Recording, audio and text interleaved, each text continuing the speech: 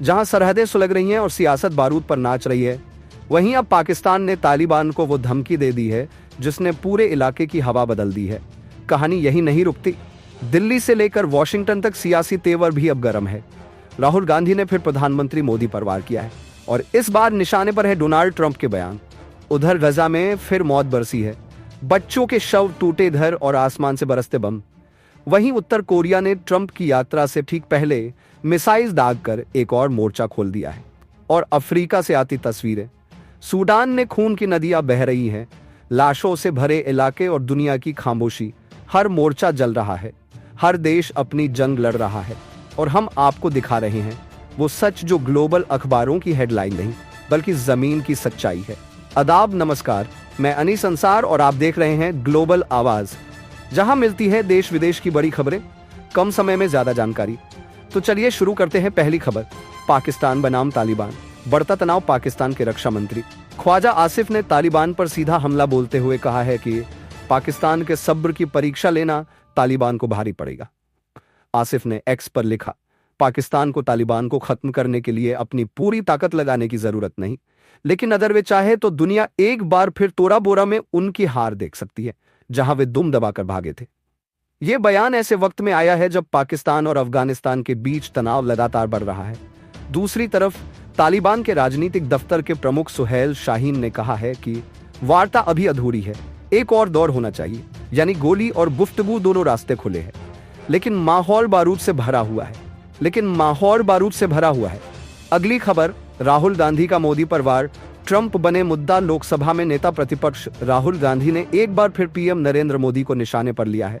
इस बार ट्रंप को लेकर राहुल गांधी ने सोशल मीडिया पर लिखा, ट्रंप एक के बाद एक देश में मोदी का अपमान कर रहे हैं। ताजा मामला दक्षिण कोरिया का है। उन्होंने कहा कि ऑपरेशन सिंदूर रोकने के लिए मोदी को व्यापार का डर दिखाया था। राहुल गांधी ने कहा, मोदी जी डरिए मत, जवाब देने की हिम्मत दिखाइए। बिहार की सभा में भी उन्होंने कहा था कि पीएम मोदी ट्रंप से डरते हैं और झूठ पर चुप रहते हैं। यह सब ऐसे वक्त में हो रहा है जब ट्रंप भारत को लेकर लगातार सख्त बयान दे रहे हैं, कभी टैरिफ की धमकी, कभी रूस से तेल खरीद पर सवाल। अगली खबर, गजा में 104 फलस्तीनियों की मौत, युद्ध विराम फिर टूटा। हमास संचालित एजेंसियों ने दावा किया है कि मंगलवार रात इस्राएली हमलों में 104 फलस्तीनी, जिनमें 46 बच्चे और 20 महिलाएं शामिल हैं, मारे गए हैं। इसराइल ने कहा कि उसने हमास के ठिकानों पर हमला किया क्योंकि उन्होंने युद्ध विराम का उल्लंघन किया, लेकिन बुधवार को इस्राएली सेना ने पोस्ट कर बताया कि अब हमले रोक दिए गए हैं और युद्ध विराम को दोबारा लागू किया गया है। ट्रंप ने भी अपने बयान में कहा, कोई भी चीज युद्ध विराम को खतरे में नहीं डालेगी, लेकिन अगर इस्राएली सैनिकों पर हमला हुआ तो जवाब जरूरी है। गजा के मलबे में दबे परिवार अब सिर्फ एक चीज मान रहे हैं, थोड़ी राहत, थोड़ा सुकून।